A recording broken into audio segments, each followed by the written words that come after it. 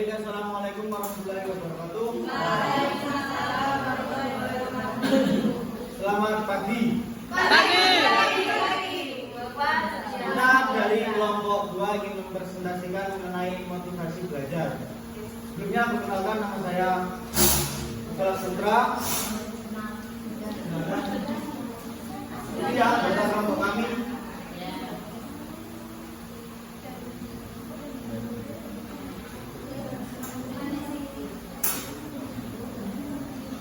Oke, salah satu kata yaitu motivasi sudah tidak asing lagi bagi kami. Teman-teman ada yang mengetahui tentang kata dari motivasi? Tadi sudah baca ya. Motivasi ada dorongan, apa lagi? Keinginan. Ada lagi kemauan, apa lagi? Apa? Hasrat. Terus mencari 14 jawaban. Apalagi bermuatan. Oke, kita belajar bersama-sama. Bisa dibaca menurut KBBI. Apa itu KBBI? Kamus Besar Bahasa Indonesia. Betul. Motivasi merupakan dorongan yang timbul pada diri seseorang secara sadar atau tidak sadar untuk melakukan tindakan dengan tujuan yang kita inginkan. Jadi dapat diartikan motivasi adalah dorongan untuk melakukan suatu proses kegiatan. Motivasi belajar merupakan dorongan dari dalam ataupun dari luar. Jadi ada dua faktor. Yang pertama dari dalam yaitu Internal. Intrinsik. Yang kedua faktor eksternal atau ekstrinsik pinter.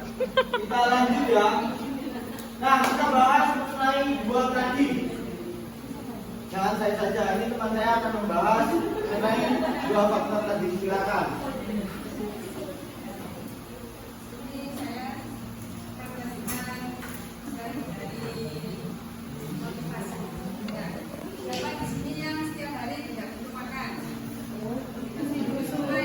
Sangat.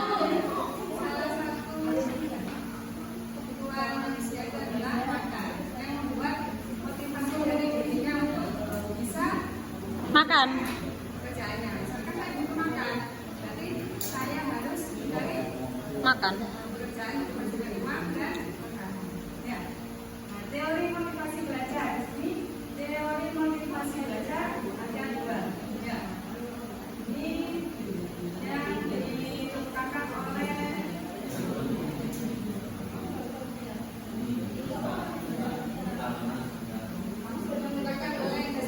ada dua, ada motivasi ekstrinsik dan motivasi intrinsik. Yang pertama motivasi ekstrinsik. Jadi ini semua konsentrasi. Motivasi yang terdapat dari diri sendiri, dari dalam diri sendiri. Misalkan kemauan, terus keinginan. Ya. Misalkan ada contohnya pertama, keinginan menjadi seorang ahli. Jadi motivasi untuk menjadi seorang ahli itu dari dirinya sendiri. Dia berusaha untuk menjadi seorang ahli. Dua, contohnya belajar yang disertai dengan minat. Yang ketiga, belajar yang disertai dengan perasaan yang senang. Seperti saat ini kita ya belajar dengan senang. Senang nggak sekarang? Senang. Ya. Terus next, motivasi ekstrinsik. Motivasi ekstrinsik adalah motif yang aktif dan berfungsi karena adanya perangsang dari luar. Butuh tripod saya. Dikatakan Butuh tripod. ekstrinsik bila anak didik menempatkan tujuan belajarnya di luar faktor-faktor situasi belajar. Nah, coba bahasa Inggrisnya dibaca bersama-sama itu. Reside in some factors outside the learning situation.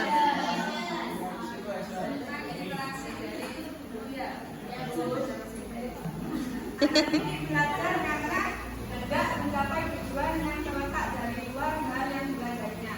Itu menurut Sabiman pada tahun 2012. Contohnya motivasi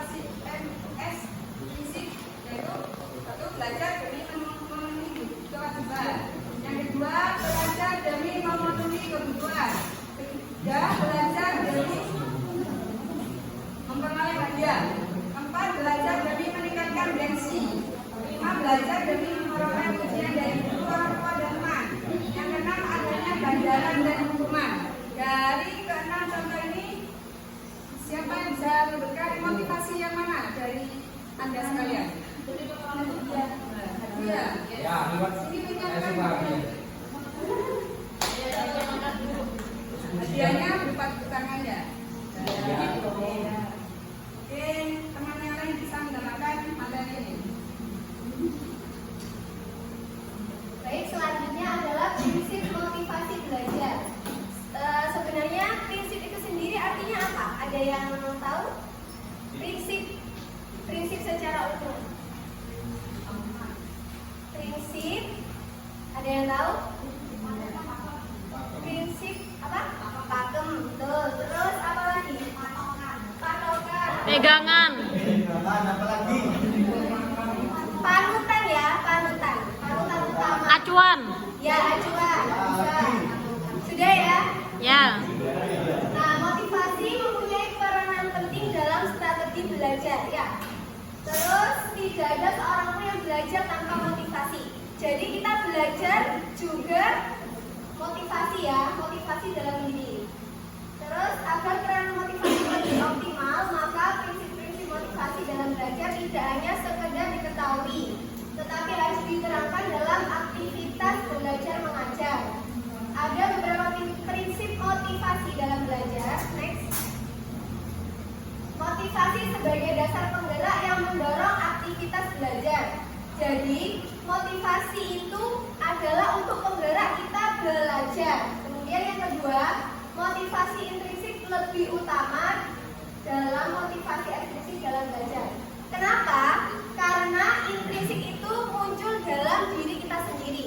Jadi motivasi itu terdapat pada diri kita sendiri. Sebenarnya kedua motivasi itu penting, ekstrinsik itu juga penting. Dorongan dari luar ya, seperti dorongan dari keluarga atau guru atau yang lainnya. Tapi yang lebih penting adalah intrinsik, muncul dalam diri. Next. Motivasi berupa pujian lebih baik daripada hukuman. Sudah jelas ya? Motivasi itu lebih baik berupa pujian daripada hukuman. Lanjut, yang keempat, motivasi berhubungan erat dengan kebutuhan dalam belajar. Ya, sangat berhubungan erat ya, kebutuhan dan dalam belajar. Kemudian yang kelima, motivasi dapat memupuk optimis dalam belajar. Kemudian yang keenam, motivasi melahirkan prestasi dalam belajar. Sudah, dilanjut. Melanjutkan apa yang telah disampaikan tentang motivasi belajar. Selanjutnya, aspek yang ada pada motivasi belajar. Aspek, apa sih itu aspek? Macam-macam. Saya akan berikan penjelasan. Nah, tarik sis.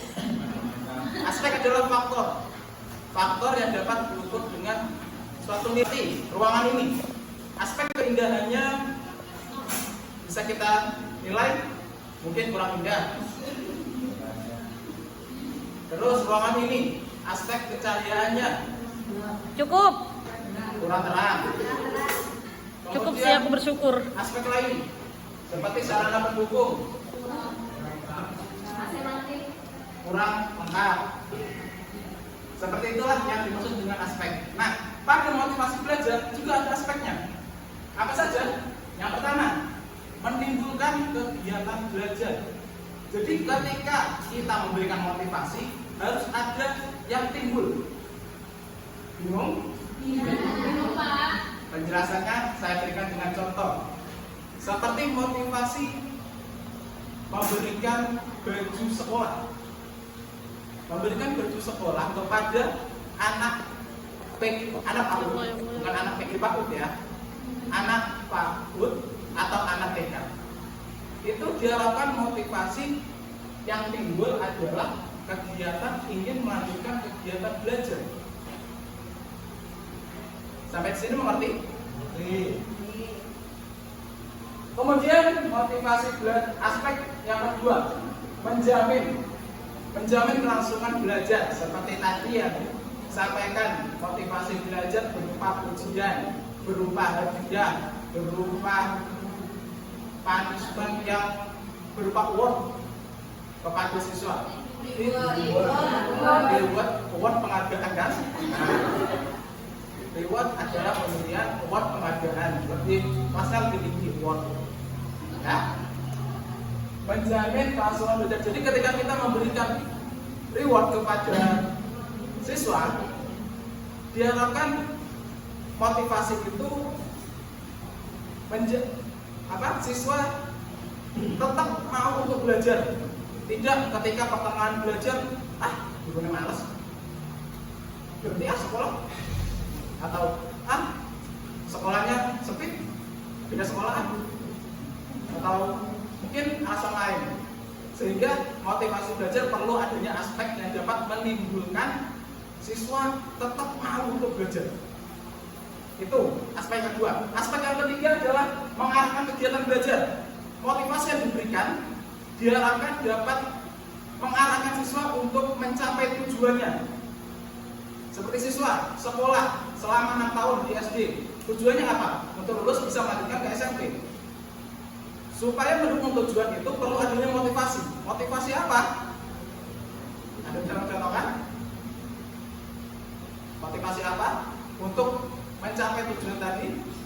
Seperti contohnya siswa belajar apapun. Belajar apapun supaya nanti di tingkat yang lebih lanjut kamu bisa membawa nama baik sekolah SD kita, membawa nama baik sekolah kita di tingkat SMP. Jadi dipandang orang nanti, wah SD kita hebat ya, bisa melanjutkan SMP ternama. Seperti itu.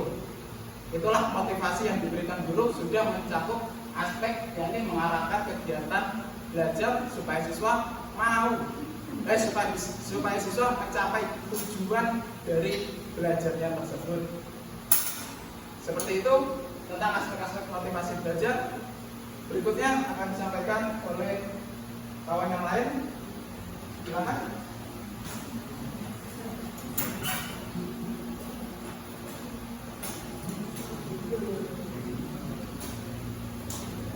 Baik, yang selanjutnya adalah fungsi motivasi belajar. Fungsi motivasi belajar itu ada 3. Yang satu itu mendorong, penggerak, dan menyelesaikan perbuatan. Menurut pandangan dari Sudirman, motivasi itu juga ada 3. Yang pertama motivasi sebagai pendorong, yang kedua motivasi sebagai penggerak perbuatan, yang ketiga motivasi sebagai pengarah perbuatan. Nah, motivasi pendorong ini mempengaruhi sikap apa yang seharusnya anak didik ambil dalam rangka belajar. Yang kedua, motivasi sebagai penggerak perbuatan itu mendorong psikologi yang melahirkan sikap terhadap anak didik. Itu merupakan suatu kekuatan yang terbendung yang kemudian terjemah dalam bentuk gerakan psikofisik. Terus yang ketiga, motivasi sebagai pengarah perbuatan. Nah, itu sebagai anak didik yang mempunyai motivasi dapat menyeleksi mana perbuatan yang harus dilakukan dan mana perbuatan yang harus diabaikan. Yang selanjutnya akan disampaikan oleh teman saya. Selanjutnya yaitu upaya meningkatkan motivasi belajar. Di sini terdapat 4 upaya yang harus dilakukan guru sebagai pengajar berhubungan dengan cara pemeliharaan dan peningkatan motivasi belajar peserta didik. Yaitu yang pertama, menggairahkan anak didik. Guru harus menghindari hal-hal yang bersifat monoton dan membosankan dalam proses pembelajaran. Utamanya dengan cara memelihara minat peserta didik dalam belajar, yaitu dengan memberikan kebebasan mereka untuk berkreativitas sesuai dengan bakat dan minat yang dimiliki. Nah, di sini guru harus mempunyai pengetahuan yang cukup mengenai pengetahuan awal yang dimiliki oleh peserta didik. Yang selanjutnya yaitu memberikan harapan yang realistis. Di sini guru harus memelihara harapan-harapan anak didik yang realistis dan memodifikasi harapan-harapan yang kurang atau tidak realistis. Untuk itu, guru perlu memiliki pengetahuan mengenai keberhasilan dan kegagalan akademis setiap peserta didik di masa lalu. Yang selanjutnya yang ketiga yaitu memberikan insentif atau penguatan.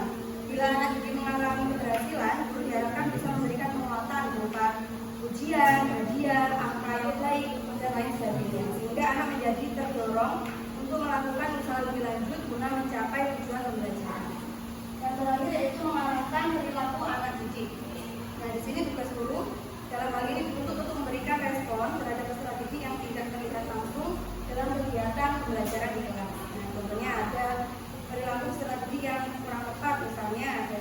anak yang suka buat keributan, ada anak yang selalu diam di kelas, berbicara semaunya. Di sini peserta didik, di sini guru harus melakukan pengarahan perilaku kepada anak didik dengan memberikan penugasan, bergerak mendekati peserta didik, dan memberikan lingkungan yang mendidik. Menegur dengan sikap lemah lembut dengan perkataan yang ramah sehingga tidak menyakiti perasaan peserta didik. Untuk selanjutnya akan saya lanjutkan. Jadi di sini saya akan melanjutkan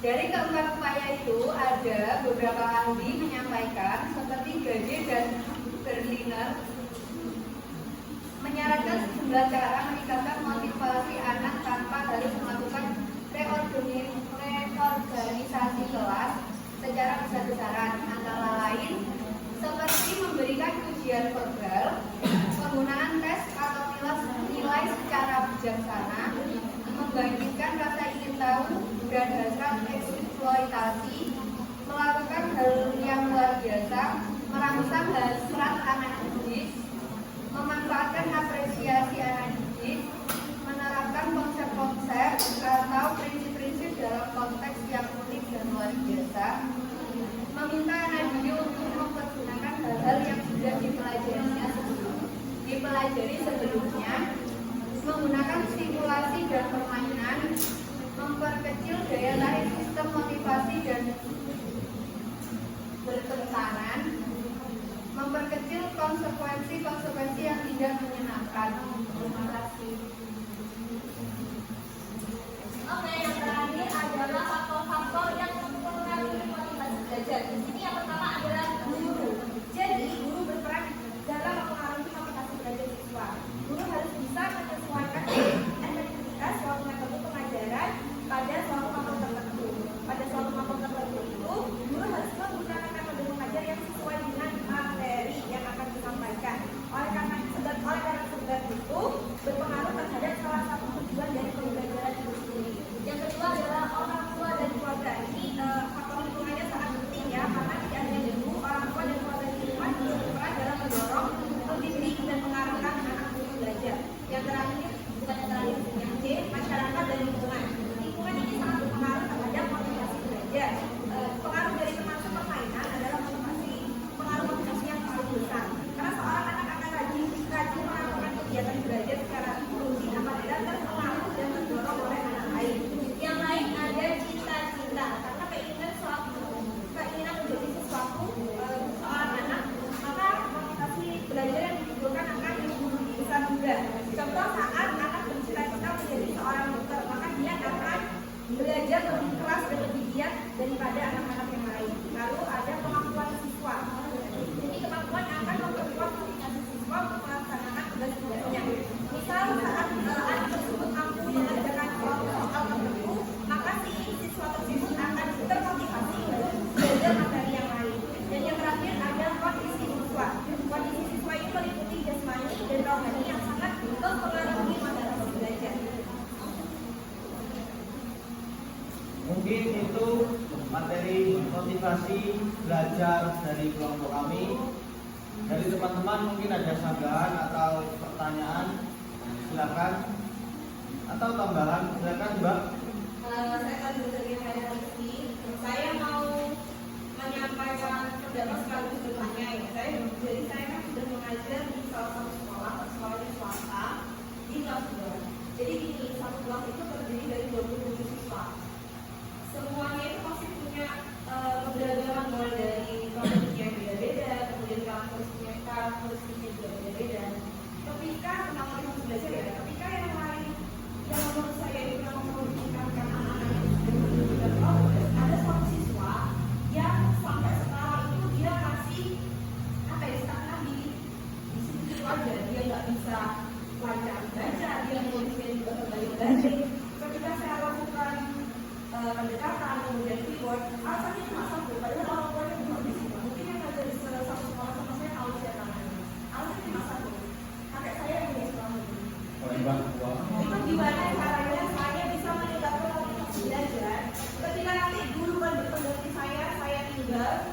itu dia nggak kaget gitu berhadapan sama anak ini, karena anak ini dari dulu nggak berubah sama sekali mulai dari kelas itu.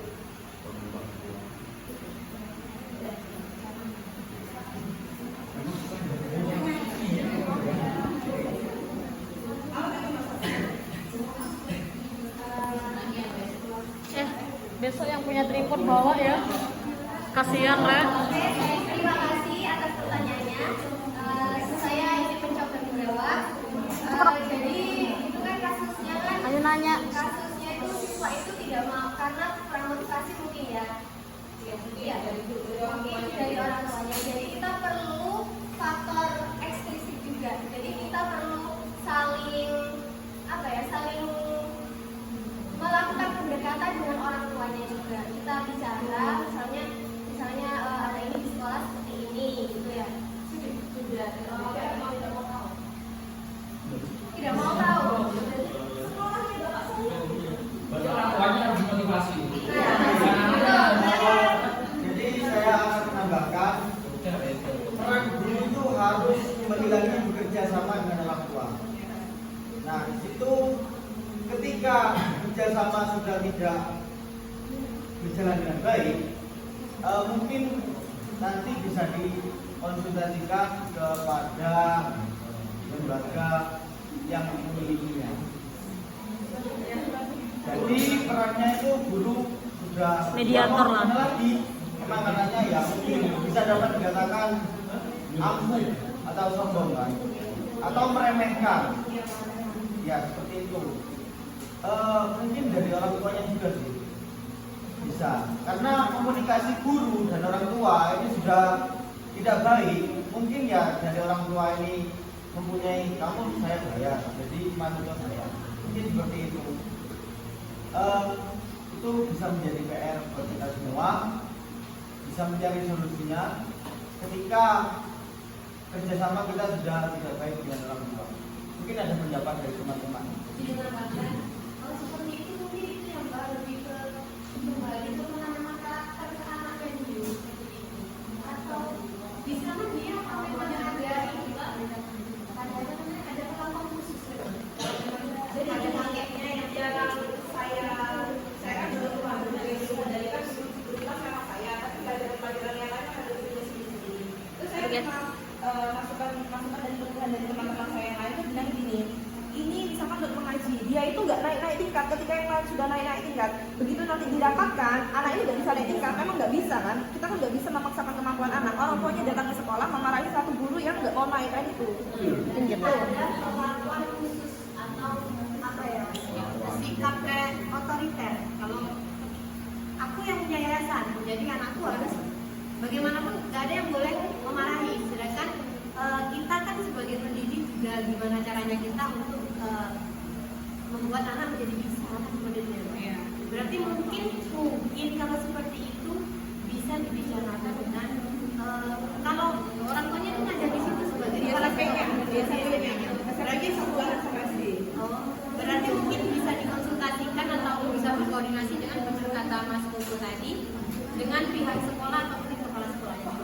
Mungkin caranya dengan mengajarkan kepada siswa kalau menganggapnya ini bukan sekolahnya kakeknya, jadi kayak dia itu sekolah umum biasa, perlakuannya sama dengan yang lain. Jadi mungkin dari situ anak itu bisa termotivasi buat aku nggak bisa kalau harus mengandalkan kepunyaan kakek atau orang tua terus.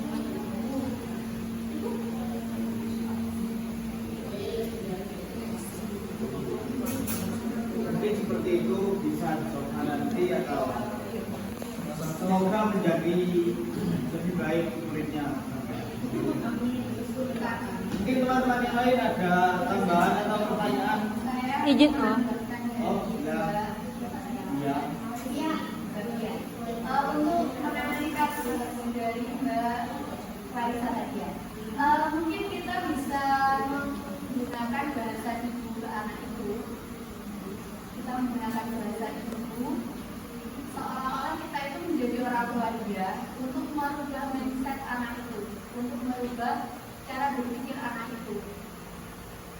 Jadi kita bisa ngobrol kedua, saat pulang sekolah, apa yang membuat anak itu merasa kalau dia nggak perlu usaha karena sekolah itu milik kakeknya. Dari situ kita bisa merubah cara pikirnya. Karena kebetulan di sekolah saya itu ada di sekolah saya lingkungan pasar, dan ada satu siswa saya, kebetulan waktu itu saya ngajar dia kelas 3. Dia seolah-olah menjadi preman pasar, gimana ya, suka malah temen. Karena dia merasa kalau kakak-kakaknya itu jagoan di pasar, orang tuanya punya toko yang besar di pasar, kebetulan orang tuanya juga berpengaruh juga komite sekolah. Jadi waktu itu saya panggil berdua, saya tanya, kenapa kok suka malah temen? Terus dia jawab, karena siswanya itu pintar untuk berargumen. Nah, dari situ saya menggunakan bahasa ibu, tapi tidak hanya sekali atau 2 kali, bahkan sampai hampir setiap hari. Saya ketika pulang sekolah itu saya panggil anaknya, saya ajak ngobrol. Ketika kita mengobrol dengan anak untuk menggunakan bahasa ibu itu, kita juga harus ketika kita ngobrol itu kita pegang punggungnya, terus ketika kita menasihati juga kita pegang tangannya. Mungkin seperti itu bisa digunakan, tapi cara itu tidak instan gitu loh, perlu waktu. Kalau itu bisa digunakan bahasa Untuk ibu mungkin untuk bapak bisa menggunakan Bahasa bapak. bahasa ibu kalau menasihati anaknya kan dipanggil, duduk, pegang ngobrol, maunya gimana. Sudah cukup Mbak Clarissa? Mungkin dari teman-teman ada tambahan atau pertanyaan mengenai motivasi. Kalau tidak ada yang bertanya, saya tanya. Oh ya, tanya aja, silahkan. Tanya aja. Ya, silakan Mas Wisnu. Saya mau bertanya ini perihal motivasi. Ya, silakan. Kan pada anak-anak sekolah dasar kan hampir semuanya termasuk kita kan pasti memiliki ego. Ya.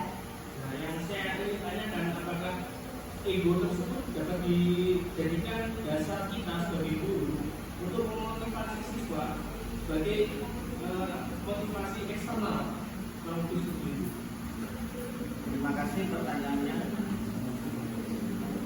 Ego yang seperti apa yang dimaksudkan?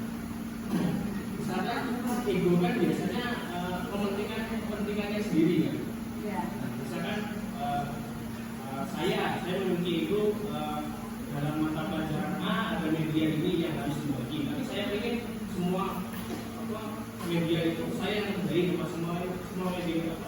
Kayak misalkan tadi Bapak bilang kayak cari batu tadi, dia suruh cari batu 3, saya pengen cari batu 5 gitu. Itu siswa. Iya. Kan itu kan sudah menunjukkan ego keinginannya sendiri ya.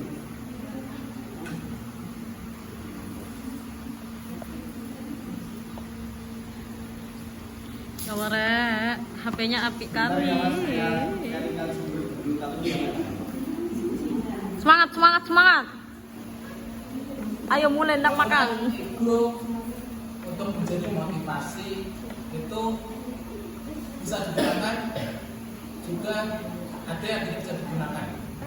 Ego yang menghasilkan nilai positif bisa digunakan, seperti contoh ego tadi ingin mengerjakan sesuatu, tapi kita menyampaikan ke siswa tidak, ayo semua berjalan sendiri, jangan perlu bantuan orang lain, tidak. Tapi bagaimana menyampaikan kepada siswa kalau itu dapat memotivasi? Nah, ini Bapak bisa TI, Bapak bisa teknologi, Bapak bisa mengendalikan komputer. Jadi Bapak bisa mengerjakan sesuatu dengan sendiri. Bapak bisa memanfaatkan komputer untuk pekerjaan Bapak. Sehingga siswa termotivasi apa? Oh, Bapak guru saya dapat mengerjakan sesuatu karena dia pandai mengoperasikan komputer. Sehingga siswa muncul motivasi belajar, aku ingin terus belajar supaya menjadi seperti bapak Wajahmu guru yang pinter mengoperasikan komputer seperti itu. Tapi jika ego yang disampaikan ke siswa, nah semuanya harus kamu kerjakan sendiri, nggak usah pakai bantuan orang lain. Nah kamu mengerjakan pakai cara sendiri, nggak usah pakai cara orang lain. Ego yang seperti itu tidak bisa untuk diterapkan sebagai motivasi. Yang diterapkan tadi kemampuan yang dimiliki bapak guru dalam mengerjakan dijadikan motivasi untuk siswa, dan ego yang kurang baik seperti yang saya sampaikan barusan tidak bisa dijadikan motivasi terhadap siswa. Seperti itu, Mas. Bagaimana? Jadi intinya ego itu bisa dimanfaatkan, cuma tergantung egonya seperti apa. Bagaimana guru tersebut mengendalikannya? Bagaimana guru tersebut ingin mengaplikasikan egonya sebagai motivasi? Apabila salah mengaplikasikan, hasilnya siswa menjadi kurang baik, menjadi memiliki ego yang sama, ego yang kurang baik. Tapi jika mengaplikasikannya dengan benar, seperti contoh yang saya sampaikan tadi, siswa menjadi termotivasi ingin lebih giat lagi dalam belajar. Seperti itu. Izin sih saya boleh nyampaikan. Silakan. Boleh. Ya. Suaraku keren di sini berarti.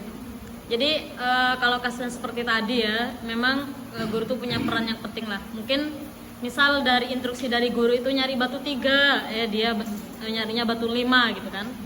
Mungkin yang bisa kita lakukan adalah mendekati anak itu. Oh, kok batu kamu itu semacam inilah ya, mendekati dulu. Oh, ada misalnya Koko gitu ya. Oh, Mas Koko batunya berapa? Coba dihitung. Dihitung ada 5, Bu. Oh, 5 ya. Tadi kalau nggak salah instruksi dari Ibu berapa? 3. Oh, berarti punya Mas Koko ini salah atau benar? Nah, bisa seperti itu. Kalau sesuai instruksi, iya benar 5 ini gitu kan. Jadi kita tidak langsung mematahkan hasil kerjanya anak, karena kalau kita langsung mematahkan disitulah kita sebenarnya membunuh kreativitasnya anak. Atau bisa kita tanyakan, oh kenapa kok Mas Koko ngambilnya 5? Iya Bu, soalnya saya suka angka 5. Oh gitu ya, kalau angka 3 seperti apa? Bisa seperti itu. Jadi betul-betul harus hati-hati, karena memang dari kalimat yang kita lontarkan kepada anak itu akan menanamkan konsep juga kepada si anak itu gitu. Jadi penting bagi kita untuk benar-benar nggak membunuh karakter kreativitasnya anak itu. Mungkin seperti itu sih. Itu dari Frida. Baik, cukup untuk menutup. Mungkin dari teman-teman ada tambahan atau Ya aku nggak ada video.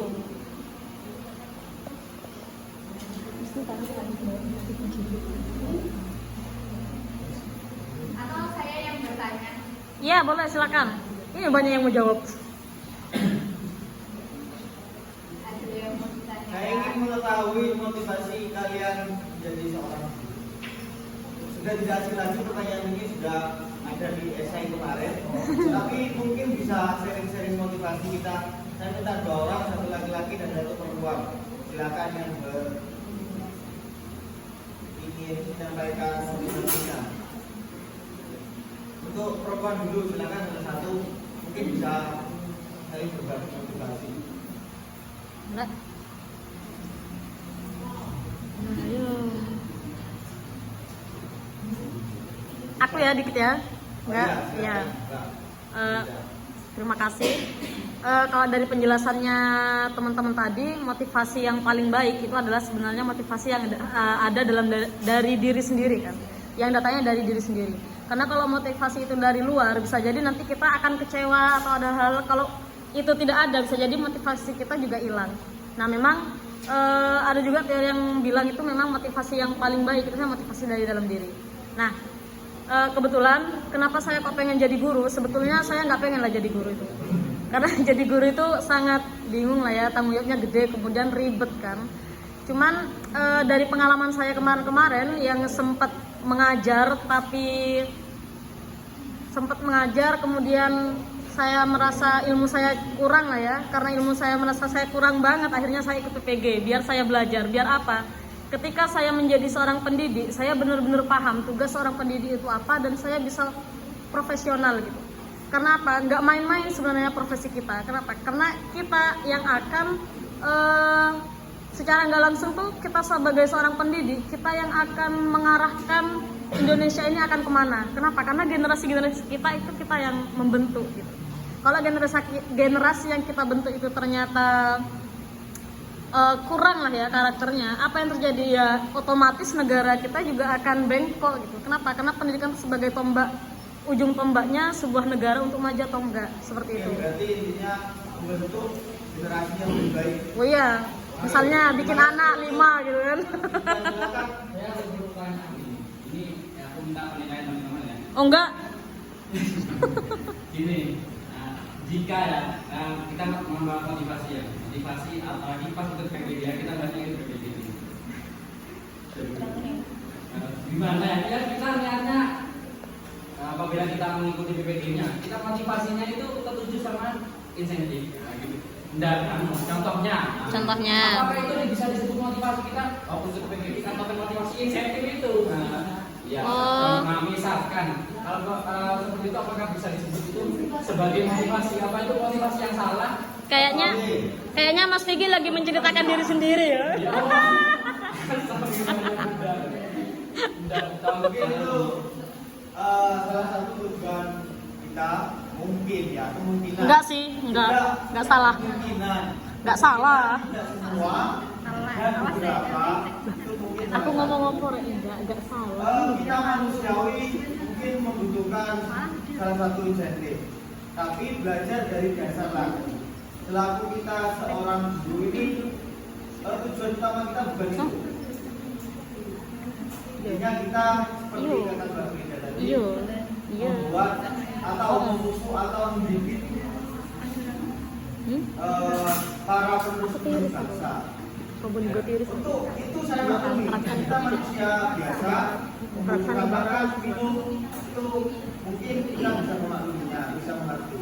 Tapi yang pertama, kita harus punya prioritas prinsip yang harus kita dahulukan, yaitu mencerdaskan anak bangsa.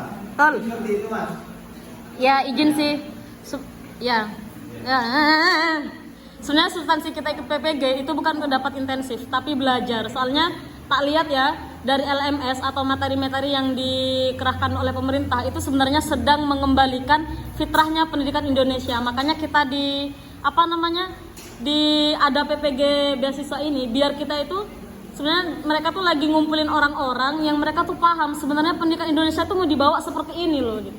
Karena yang sebelum-sebelumnya pendidikan Indonesia tuh udah agak melenceng dari apa yang dibawa oleh Ki Hajar Dewantara. Itu sih menurutku. Jadi jangan salah fokus lah gitu. Oke, agar topik kita tidak terlalu jauh. Ya, kamu sih. Maka saya simpulkan bahwasanya motivasi adalah suatu dorongan yang ada pada diri, ada pada keluarga kita, termasuk keluarga kita, masyarakat lingkungan kita, dan yang lain. Untuk itu kita selaku guru harus mempunyai motivasi yang baik, mempunyai motivasi agar dapat menanamkan motivasi yang baik juga terhadap siswa-siswa kita. Terima kasih, sekian diskusi pada hari ini. Jika ada salah kata dari kelompok kami, mohon maaf.